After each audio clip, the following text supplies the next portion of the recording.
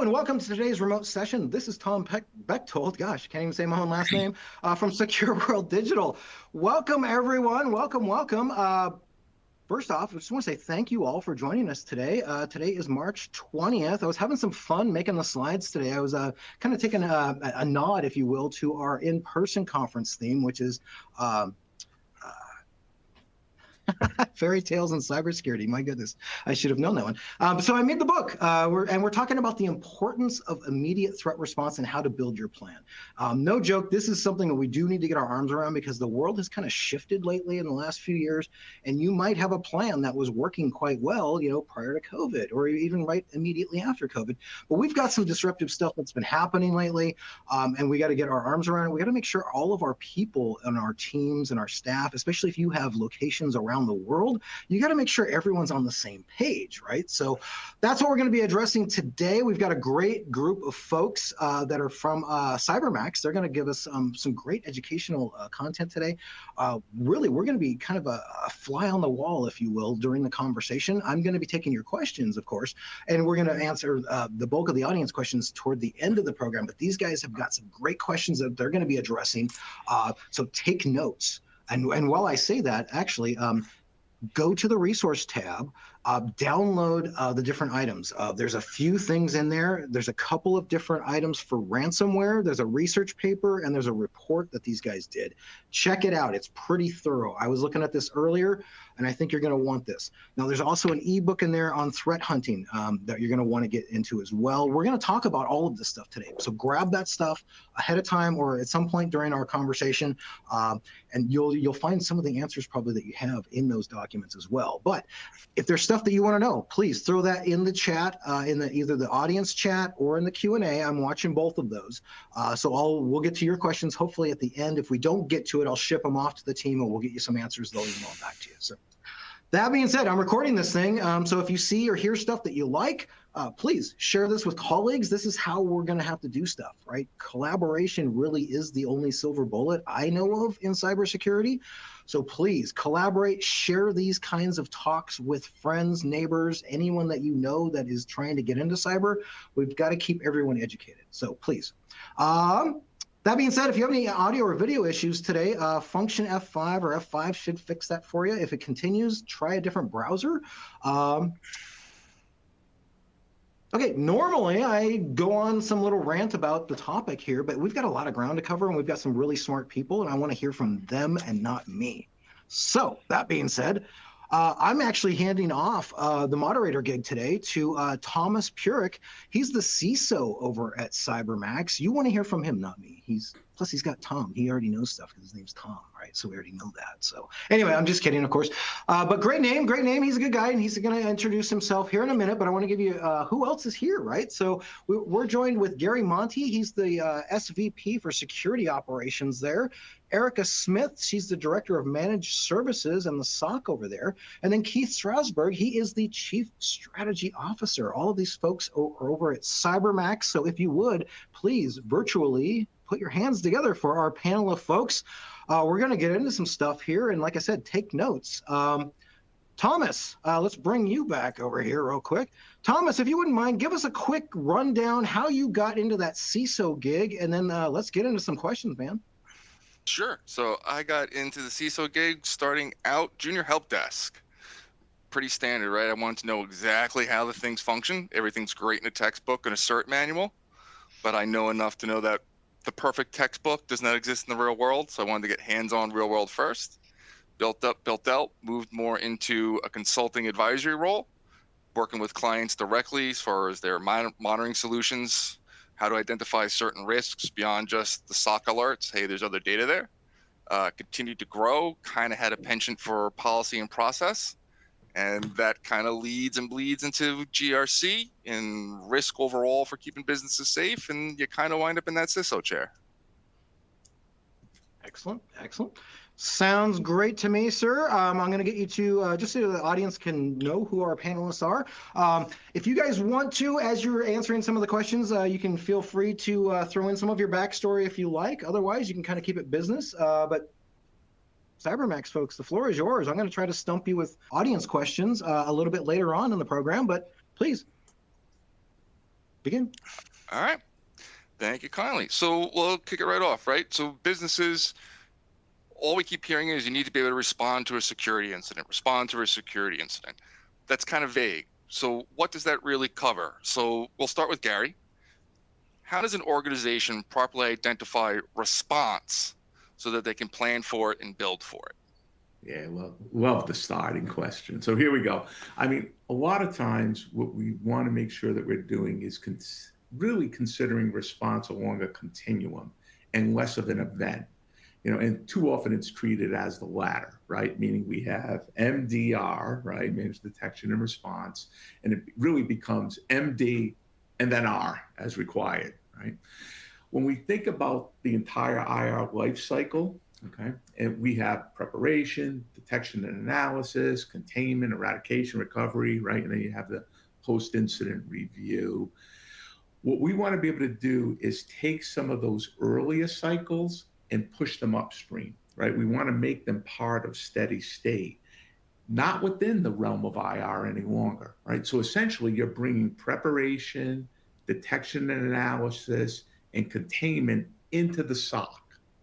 And then you skill for that, right? You form this threat response team. You upskill the SOC so that they're capable of acting on those early cycles when it's needed most.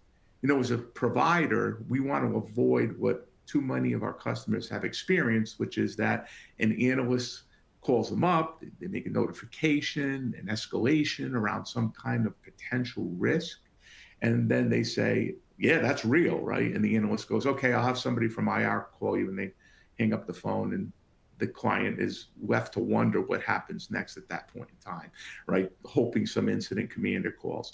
So that's the experience we want to break away from, right? By moving a lot of those early IR motions into the SOC. So, I mean, when it comes to monitoring, I think Erica probably has a view on this, particularly that she can share as well.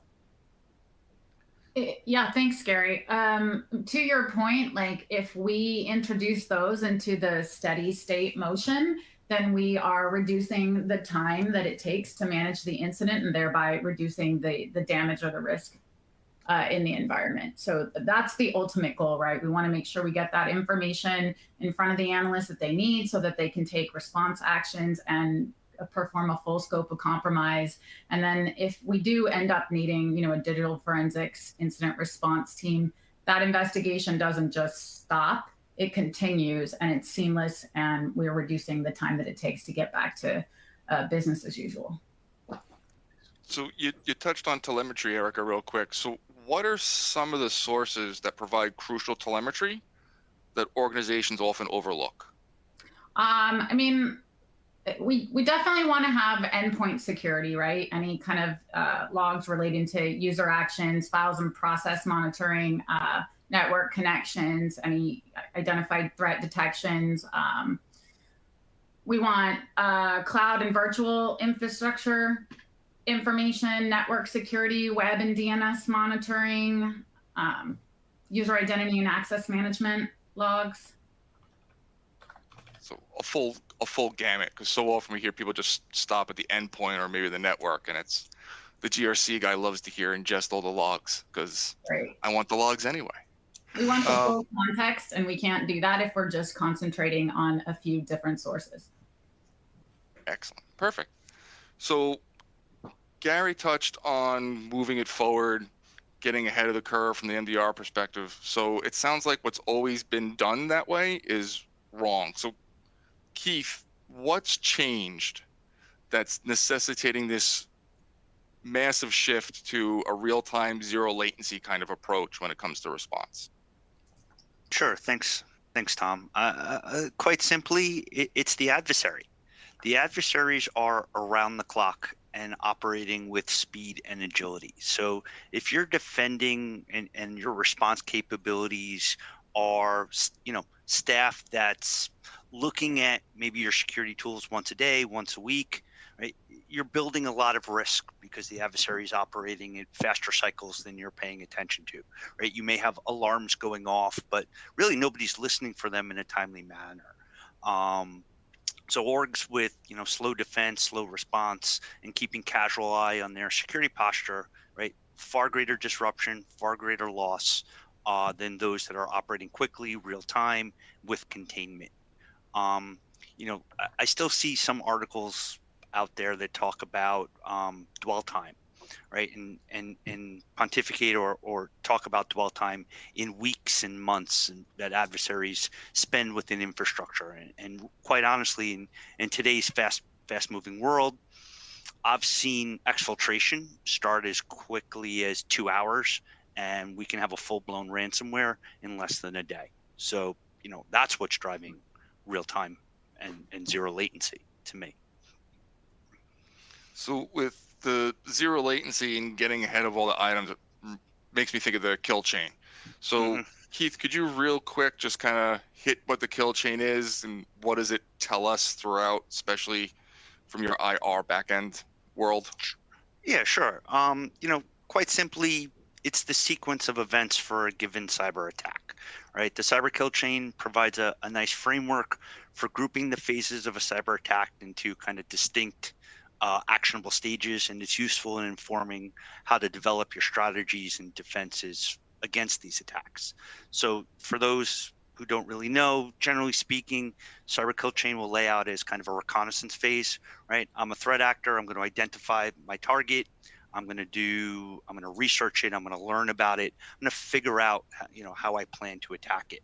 Once I've got my plan, I actually move into the next phase, which is generally, weaponization and attack. I'm going to develop the attack I'm going to execute. Could be a phishing email. Maybe I think there's a vulnerability or perhaps a misconfiguration I'm going to exploit. And then once I've successfully attacked, I'm going to move into persistence. Right now that I'm in, I want to make sure I stay in. I'm going to probably try and obfuscate my presence. I don't want to get caught. I'm going to establish command and control. And then I'm going to look to gain privilege and move through the environment where I move into my final stage, which is really my action on objectives, right? For most ransomware operators, threat actors, right, it's time to make money, right? Maybe I'm going to exfiltrate data. I'm going to impair an organization's ability to recover, and then I'm going to move to encrypt. So, that generally lays out cyber kill chain. So from that perspective, traditionally, again, since things have changed, security tend to be very much focused at preventing at the point of attack. So Gary, what's become so important for an organization to improve that operational capability to what we refer to as left of boom? Yeah, I love that. I love that phrase, right? Left of boom before the actual attack is released, as Keith was just saying. For us as a services organization specifically, right, we adopt that think like an adversary, defend like a guardian mindset, right? In essence, applied critical thinking. So what we do is we train our teams in offensive security and very much the principles of critical thinking for this very reason, right? Let me tell you a story. So we had at one point in time a large healthcare provider that notified us of a case where one of their providers, it was a physical therapy firm, had been compromised. And under duty to notify that physical therapy firm, contacted the healthcare provider that we were supporting and asked that we practice increased vigilance to determine whether there was any upstream attack that would have resulted. We went ahead, and as I mentioned earlier, we had the threat response team involved, and they started the investigation to determine whether or not there was any suspicion of compromise. Here's the cool part, Tom. When they went in to the physical therapy site and started to conduct that investigation, they identified 3 other clients that were part of the CyberMax family. So with that, we had the ability to now at least see if they as well may have had an upstream attack. This is the level of scope of compromise work that you have to do. This is the level of applied thinking that needs to be introduced to make sure that you're looking at the full spectrum, the full estate of what it is that could be under attack in order to make sure that, as we talk about left of boom, that it can happen from anywhere, through any vector, through any association. And that's really the practice that we've been putting in place here for our teams. I'll turn it back to you. I'm sure, again, Erica probably has more that she wants to share on this as well. Yeah, I mean, this illustrates the point that you get the full benefit of in the analyst's experience and their critical thinking to apply it to other environments where they may not have been alerted that this activity was occurring, but now they're going to go hunt for it and search for it. And that's that very important human factor. Okay, makes sense. So the human factor in the SOC responding, as critical as it is, we often get in our own way. So, Eric, I'm curious, where do you see organizations getting in their way with they're actually set up where they're impeding a SOC, their own or third party, from actually being able to have a strong response capability? Yeah, when they don't have a clearly defined SOC role or responsibilities, that can cause a lot of confusions, especially in the middle of an incident when everybody's trying to figure out who's going to do what. Things can get missed. If they don't have proper resources, right? We need to make sure that we're staffing the SOC properly. If we're not staffed properly, that can lead to burnout, which also leads to things being missed, or outdated tech, and a multitude of other issues. Inadequate training. We need to make sure that we're regularly training the SOC so that they can respond to the latest threats, as well as not having a clearly defined and tested incident response plan. I'm sure you've heard a lot of people say failing to plan is going to ensure failure when it happens. As well as, focusing on detection over response, right? Neglecting the response capabilities leaves a lot of organizations vulnerable to significant damage even after we've detected a breach. So a lot of the talk about response, the default is most response actions, once identified, are going to be taken by IT. So do I really need a SOC? Isn't cyber just an extension of an IT department? The skill sets are different, Tom. A SOC analyst is skilled in threat intelligence, security analysis, vulnerability analysis, incident response. SOCs provide continuous real-time monitoring of security events, and this is going to allow for the rapid detection and response that needs to occur. IT teams are typically focused on maintaining uptime and resolving those day-to-day technical issues. So if we're trying to task IT with doing both, it could potentially have resource constraints, and we're not getting to those crucial items in a timely manner. And when we do, we might not have the expertise that we need to deal with them properly. So with that in mind, right, during an actual IR, Keith, you run more than your fair share of these. In the middle of a response to getting the remediation point, how much of that falls on the IT staff, right? How much of the workload or tasks become IT specific? It's a great question, Tom. And if you're really talking about, full-blown ransomware recovery, to be frank, right, there's going to be plenty of work to go around. Technical staff will be working on, and security-focused staff will be working on removing the adversary from the environment, understanding how the event came to be, and perhaps remediating defenses. We're going to lean on IT staff because they're going to understand how the systems work. So they're going to be doing the restoration, repairing systems, but response is realistically also going to consume non-technical people, right? We're going to be involving business leaders, coordinating and assessing the impact on the actual business. We can't lose sight of the fact that we're here to operate a business, right? There's going to be lots of legal discussions, coordinating public relations, informing stakeholders and staff, customer, right? Who's working where and how are they impacted, customer deliveries, vendors, and coordinating all of that. And quite honestly, most incident responses become all consuming to a business. And then I would also just add that the impact doesn't stop once systems are restored, right? Work and a lot of tasks and things that need to get done will really long tail and impact the business for years. You got to go through notification, reporting, upgrade. It just doesn't end. Yeah, and if I may tag to Erica discussed earlier about the importance of incident response plans being in place, and Mhm. Keith, you just kind of covered how much is not the IT part. It's from a client advisory perspective for myself.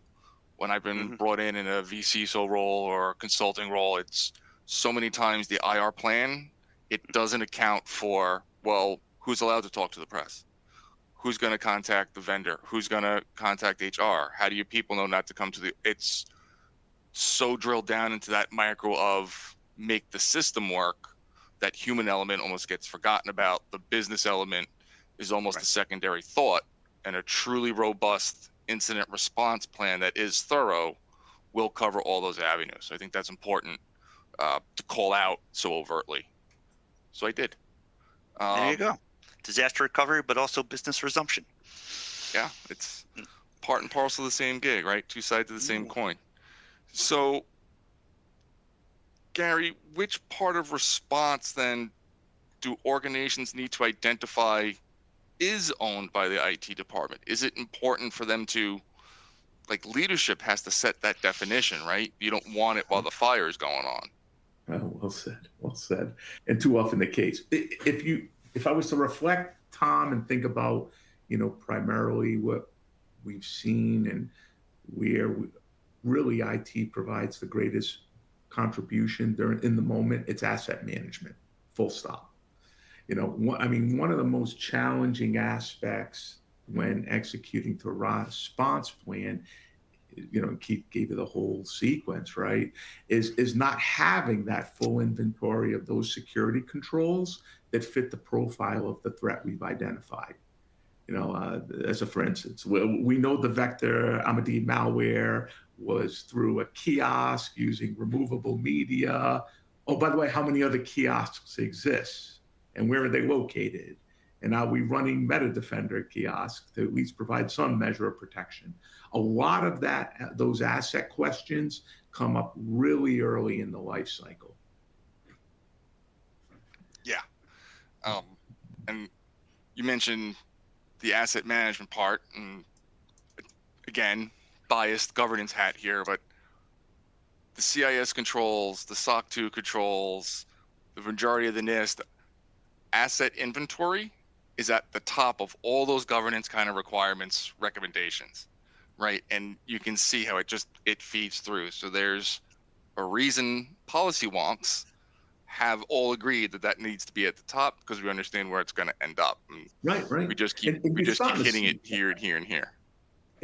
Exactly. And you were in that theme about a minute ago, right, with the idea of IT and SOC and where the line of delineation is, right? There's also this call for convergence, right? Where do we get this, permit me this if you would, Tom, some sort of SNOC environment, right? Because at the base level, the requirements are the same. I want to gather in the data, I want to gather in the telemetry, and then I want to determine whether or not I'm looking at security incident, whether I'm looking at health and welfare. And so there is some opportunity as well for being able to seek convergence between the two groups, as much as being able to call out the distinction as we've done here. Yeah. So we're going to get to it. It's about that time. AI. Everything is AI. Everything's getting AI thrown into it, every corner of our lives. So just kind of around the room, Gary, you can kick off since you're the last to go. Where do you see it creating the greatest change to normal when it comes to its advancements?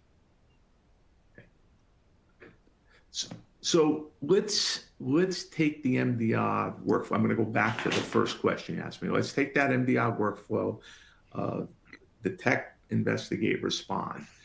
Now, AI in the form of augmented intelligence, right? It suits us really well in the detection and the investigation stages, right? However, human ingenuity wins the day when it comes to response, right? That big R. And really, that's around some of what we've been sharing with full scope of compromise evaluation when you're conducting that threat response. So essentially, you pick up on three very distinct but universally unique aspects that come with human characteristics. First is questioning assumptions. When you're in a response mode, AI can lead you there, but at this point in time, you have to have the human mindset, the critical thinking to be able to step back and say, how do I recursively evaluate, right? Particularly for motive, how is it that I can be certain that I can challenge normal convention on what I think is happening, but maybe anomalous, right? The second is the scope of compromise evaluation. You've heard me share that a few times. And I gave the example earlier of the physical therapy office, right? There's human ingenuity, knowing to be able to take a breadth and depth look in order to be able to go to true root cause analysis and then really understand what the entire environmental spread is, right? So that becomes rather interesting. The third, right, is consequence of determination. And that's where essentially you're formulating outcomes based on the chosen path, right? So particularly in the long term, it's well suited to human ingenuity. So that's the ability to balance essentially aspects of urgency where other responsibilities to the business, such as ethics and choices, need to be made. The best example I can give is, I'm sure many on the call have been familiar with having been involved when an attack is underway, right? And the question becomes, do I cut it off right away? Or do I let it run a little bit to understand what the true target is? That requires, again, human ingenuity, consequence of determination. Keith, from a strategic perspective, looking forward, Yeah. AI? AI, the latest silver bullet in the world of cybersecurity. But ultimately, AI is a tool, and all tools kind of need to be wielded with purpose and direction. And where is AI really making the difference today? It's speed and scale, right? It's making us more efficient. It's really good at automating mundane tasks. So when I think about AI and speed and scale, and you want to kind of apply it to the cyber kill chain, I think there's going to be a lot of novel uses, and I'm actually thinking that the adversary is going to be a little bit more nimble, a little bit faster, at least at the onset, in speed and scale, and we're already starting to see evidence of that in defending organizations.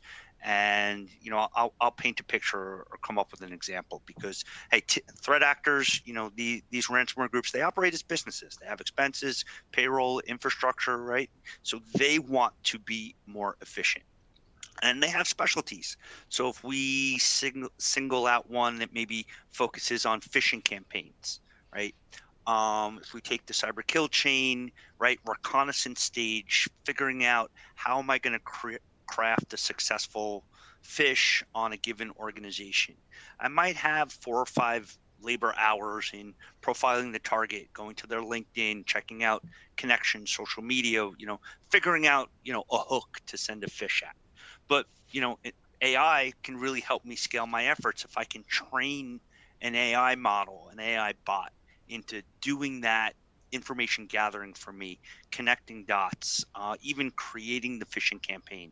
I can probably go from spending 4 or 5 hours to doing thousands of these every hour. So my speed, my scale, the amount of attack I'm able to unleash every single day has been multiplied by many factor. And that's just going to result, hey, it's a numbers game. I'm going to get that much more success just on the sheer fact of getting that many more attacks out there. And when you start to think about the ability to do single, one-off, customized phishing attacks for each individual I'm attacking, I'm going to really change the game for the defense side of the game, because they're holistic pattern matching, and hey, we've seen this email 50 times, we know to block it. So spam filters are really going to have to evolve. And for those that aren't aware, right, we're seeing it both like Google Gemini and OpenAI. They're publishing reports every month of, we think these were threat actors running queries in our models. Let's surface them to help better inform defense. So I'd suggest Googling that and go and grabbing those reports so you can see how AI is being integrated into attack operations. So I'm sure there's a whole another session we could do on all the details and everything else of AI. I certainly have what have been termed somewhat strong opinions. Erica, you touched on it earlier, the human element. Can you put a pin in the AI thing for us? Why isn't just straight AI a better option? Why the human element? Absolutely. And in answer to this, I'm going to echo a lot of what's been said already. But, you know, a fully automated AI-driven SOC can sound pretty amazing, right? It never sleeps. They can handle large volumes of data. Like, it automates a lot of repetitive tasks, you know. And it's immensely helpful, to Gary's point and to Keith's point, in the detect stage. But the human expertise is absolutely critical in the response stage, right? AI does not have the ability to think critically, to make complex decisions. It doesn't, you know, question any kind of assumptions. It doesn't have any intuition or creativity. It's not able to perform a full scope of compromise. It's limited in what it can review. It is absolutely rife with misinformation. It doesn't factor in any of the outcomes of a chosen path or any ethical implications of a decision that's made. So I think AI can, you know, to sum it all up, AI can be supplemental, but I don't think it's going to ever replace human analysis. Yes. I want to throw one crazy thing out there, because I just thought of it, and this is maybe way off the reservation, but I would recommend, there's an old sci-fi book called Ender's Game, and it's this, and it hit me as speaking to this right now, where it's basically an AI world, and the synopsis or the thing with the book is they take someone who isn't all the models and been trained and do all the same things, and they allow someone to use their own imagination and ingenuity to beat the bots. So it ties a bow on this very nicely, and just know that this book was written almost 40 years ago. Oh my God. Yeah. Time flies.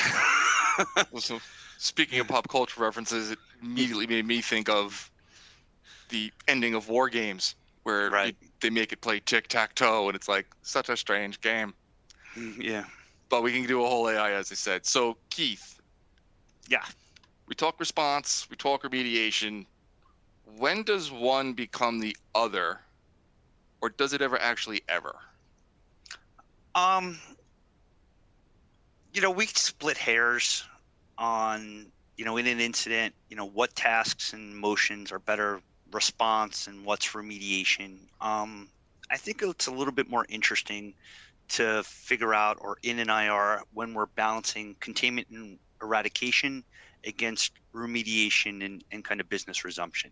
And in my experience, there's, you know, in a lot of incidents, people start rushing, hey, let's get everything back up and running, let's restore and fix. And, you know, they don't spend the time to understand, are we ready? Are we actually free of an adversary, and it's safe to start doing so? And they end up compounding and backsliding because they haven't properly contained and eradicated.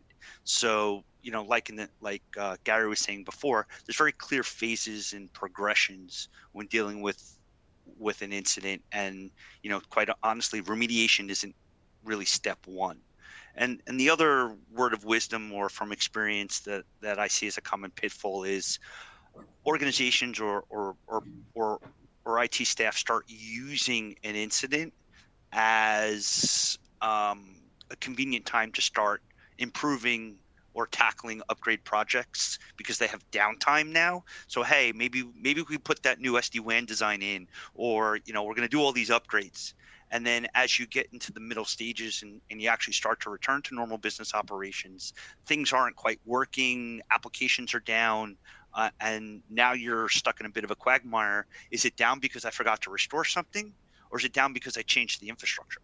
So, you know, returning back to where you were is actually a very good word of wisdom in any IR. Don't upgrade in place.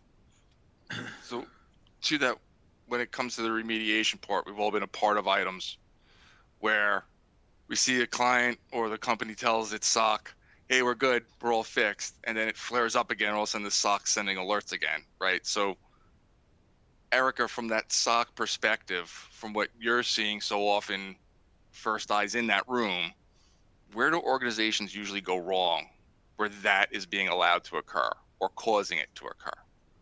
Yeah, that whack-a-mole scenario is very common. It can be a result of a few things, Tom. Incomplete root cause analysis, not addressing the underlying cause, just addressing the symptoms. Patching without any validation that the patch actually worked and did what it was supposed to. A lack of continuous monitoring and threat hunting, poor configuration management, ignoring the human factor, not placing enough emphasis on security awareness training, social engineering training, insufficient logging and auditing. We have to make sure we're tackling all of that to make sure that we've completely eradicated what we need to. 100%. So response, remediation, we talk about timelines, back to normal. An organization needs to make that determination. So Gary, what steps should an organization follow to determine what they want their remediation timeline to be, right? How do they set that objective? Yeah, I mean, there's the summary, right, of what we're speaking on, which is a way to, in order, obviously, what your question comes in firmament that we essentially can compress that. And really, we're back to basics, Tom. It's plan your work your plan. There is absolutely no substitute for making the time to conduct that tabletop exercise. You yourself were mentioning earlier, knowing what role each organizational member plays. And I'll share something with you. What we run into primarily is knowing who the leader is in a client emergency. You can bring that tiger team together, right? But it's not always going to be the CEO. It could be the chief compliance officer. It could be the CISO. It could be the head of legal, right? Knowing not only who all the stakeholders are, but also the interdependent third parties like an insurer. And then again, among all of them, who the decision maker is. We find more often than not what occurs in that remediation timeline is that delay is introduced trying to get to a decision. I think what I have seen both internally where I've been and from client perspective, it's those decisions need to be established, right? That goes back to our earlier point of a proper IR run book contains all those things, and certain presumptions have to go out the window for that. I've been in rooms where people are arguing that, hey, the CISO should be that first contact. And it's not I'm trying to push off responsibility, but we set ourselves up with proper controls, right? Principal of least privilege, role-based, et cetera, et cetera. I don't have admin access to the IT system. I don't have hands-on switch network components. So starting with me is now you've delayed the response till I can get in touch with that person, with that party responsible within it. So egos have to go away. Right? It can't be, this is my title or I've been here X long, so I need to be the first point of contact. It's, this is the person who does the job. They're the first person who's going to do it because we have an incident commander who's going to make sure those tasks and roles are divvied out. I think it speaks to everything that's been covered so much, but especially what you were just saying at that point. To yours and Gary's points, Tom, like even having that well-developed plan, you have to test it because when an actual compromise happens and when you need to enact your incident response plan, sometimes all of that goes out the window and people forget that there is a plan for that reason. So you need to test it when you don't need it to ensure that it's acted upon properly. Yeah. And again, the governance standards and framework guy, they're all in there. You do it all the time. And the best part about testing them is you find the gap. I remember one time doing one with a client and they wanted to do our normal scenario, sort of a quasi tabletop. So the first thing I did was the scenario presented itself where I killed internet to the office. They were all in an office, right? A couple different offices, but no one was working from home. So the internet is down for your office.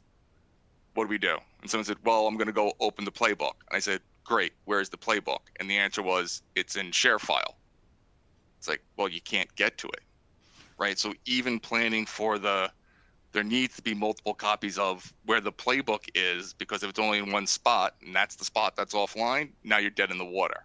So all those different things, testing the playbook should help you identify those and improve the plan, right? You don't test the plan just to say you tested the plan. There should be a lessons learned.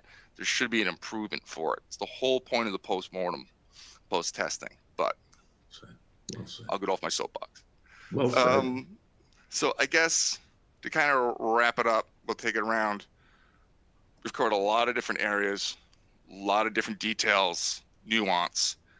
If there was one key consideration you wanted somebody here today to take away for their organization when it comes to response, what would that be? Eric, I'll start with you. Rapid response leads to a drastic reduction in risk. Excellent. Keith? Erica said it before, but fail to prepare, prepare to fail. All the work you do ahead of time. Sports teams know it. Gary, take us home. All right, brother. We must think of response as a continuum, not an event within the MDR lifecycle. Thank you. So I do appreciate it. Tom, sir, not that I'm talking to myself, but other Tom, although I have been known to talk to myself. You don't know how many turn it times I back wanted over to respond to your panel because everybody kept saying Tom, and I kept wanting to pop back in and say stuff, but I was like, oh yeah. Great job, really. I loved being just that fly on the wall, listening in. It was kind of fun. I made some peanut gallery comments to you guys, but not to the audience. I was kind of chatting with the audience a little bit. But one thing about that you mentioned about the playbook, though, is like if it is on the network, and the bad guys are on your network, I'm not a mathematician here, but it sounds to me like they could find your playbook for you, and then they follow along and know what you're doing. So you should have one offline somewhere that no one can access online, right? So, I mean, that's my 2 cents, but am I wrong on that? I mean, shouldn't you have one that nobody can get to other than a physical copy? Yeah, for me, Yeah. 100%. And the question becomes, do you have just one copy? You should have at least one copy. So again, world's changed, everybody's remote, and there's a whole bunch of complications that go into that, right? From a hybrid kind of essential office or two, there should at least be a hard copy in the physical office, at least. And then you can even consider, do you want a hard copy at a designated site, such as a storage facility that the organization owns, or do you entrust someone to keep one at their house under lock and key, and then you have to know who has it, because when they leave, it's got to come back. There's trust issues. Obviously, there's risks to all of that. But if the part of the incident you're responding to is a fire at the building, well, I don't care how many copies you've printed and it's not on the network because it's in a binder. Now it's ash. So, like, how many scenarios are you going to go down the road of? You can really go down a rabbit hole when you're starting to figure out, where do I store my playbook? How do I get access to the playbook? How do I make sure nobody else gets to see my playbook? You can really spin yourself up in circles. It's important to have a stake in the ground that you're going to call done. That makes sense. That makes sense. Okay. Thank you for that. I've got questions. Several questions, actually. Let me look at this. Okay. Go back. Okay. You mentioned tabletops. Folks kind of either love them or hate them. We just did one in our Boston event last week, and people loved it. So my question is, how often do you do them, and who should you be inviting? I'll just throw it to the group. Anybody? That's going to depend on the scenario for the tabletop as to who should be involved. Because you can do many, right? And if they're well thought out scenarios, they can be applicable to many different things in your environment. So, I mean, you should definitely be doing multiple a year, I would think. Yeah, I think That makes Erica sense. touches on a great point, which is it all depends on the scenario you pick. Is it relevant? Is it interesting? Does it engage the right aspects of the organization? And does what you learn is what you needed to learn? So, Tom brings up an example, hey, there's a fire in the building. Is that irrelevant, to your business?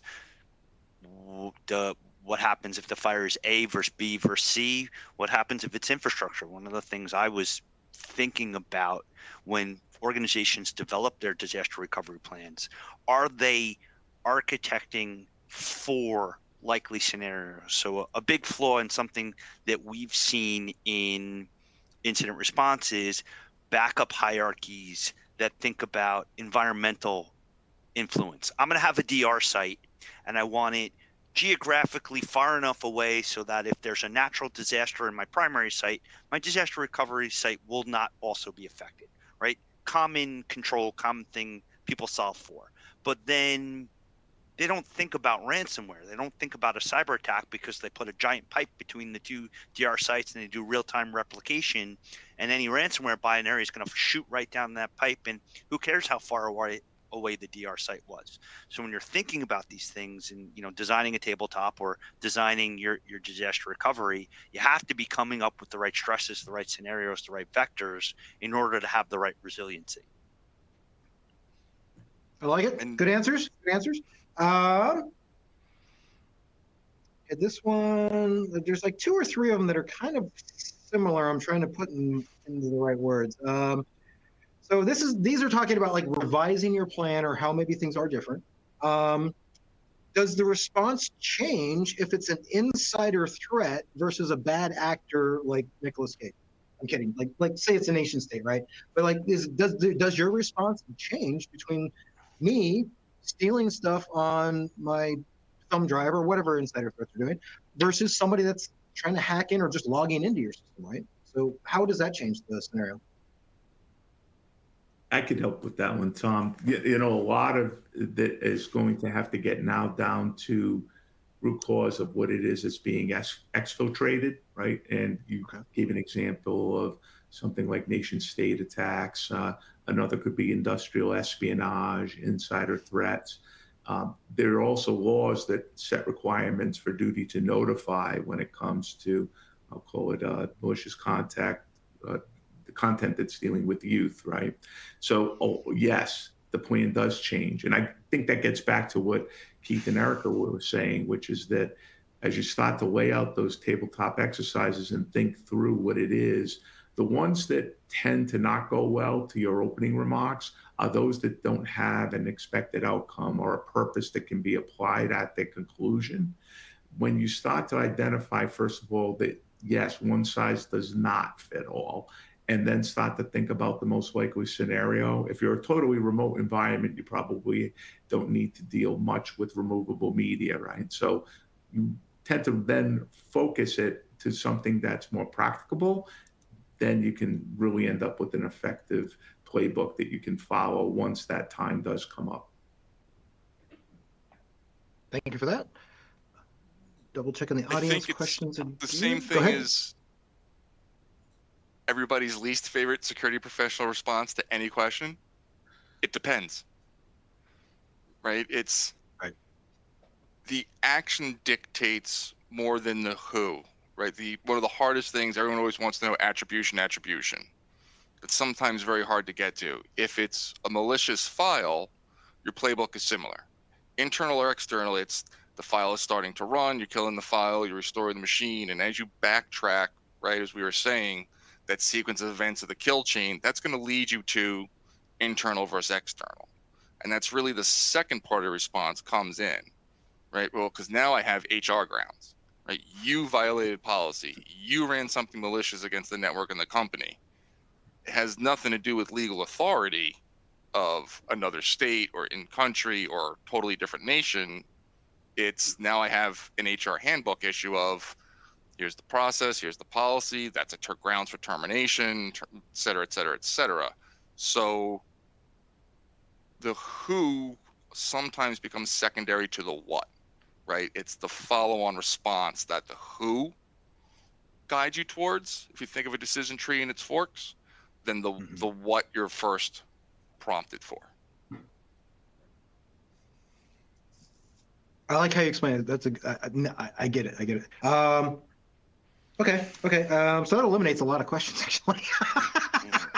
Because yeah, I mean, a lot of these are situational, and you know, rather than sound like cyber attorneys saying it depends, I think they are situational. This stuff isn't black and white like a lot of IT type stuff is. It's like you either flip a switch or you don't, right? So this stuff is a whole very situational, and you need to kind of know what's happening. So that leads me to my question. As I was listening to you guys, I'm like, these folks are doing like serious work. All of you, everybody I can see on the camera, you guys are all doing hard work. It's stressful. You guys are probably losing sleep at night. And you're trying to do the best you can for your orgs and your customers, right? So my question, and this is really kind of nothing to do with our topic today, but it kind of does as well, because your mental health is part of your response. So my question, long-winded as it is, how do you guys deal with stress management at the end of the day when you're like, and you can't just say I drink heavily because that's not a good answer. But seriously, what do you guys do to either promote health or mental health within your teams or your clients or people that you know are struggling with this stuff? Because I think there's value to having that good mental health feel, especially if you are getting pulled into something where you're like, oh, we're on fire. You got to be able to deal with this stuff rationally, and I think that helps. So around the horn, if you guys will, and that'll kind of wrap us up with the audience. I'll start. I mean, we all know in our industry, analyst burnout is real, right? And that definitely affects mental health. Like one of the key things we need to do is encourage and push our people to take their time off and regenerate, recoup when they need to, and be a sounding board for them and create those feedback touch points where when they're telling you there's a problem, we're listening and we're trying to take steps to remediate that problem, right? Whether that's figure out how to fix a process here or, listen to them when they're telling you this particular part of what we're doing is incredibly stressful. We need to be there to help address those situations as they come up and encourage them. Let's hear your ideas. How do you think we can make this better as well? That's part of it. When something is stressful and you feel like you have a vested income in the end result, it makes it a little bit less stressful. Nice. Yeah, I would agree. Yeah, I mean, spot on there, right? What we tend to see more often than not is, first off, this job tends to choose you. Right. If you start to ask each of the individuals what they might have done prior, you find some people that are marathon gamers that can multitask while they eat. I was a short order line cook, right? So always hustling, moving things around. Therefore, what causes frustration is exactly what Erica said. It's when someone who has that real-time experience wakes up every day wanting to protect our clients.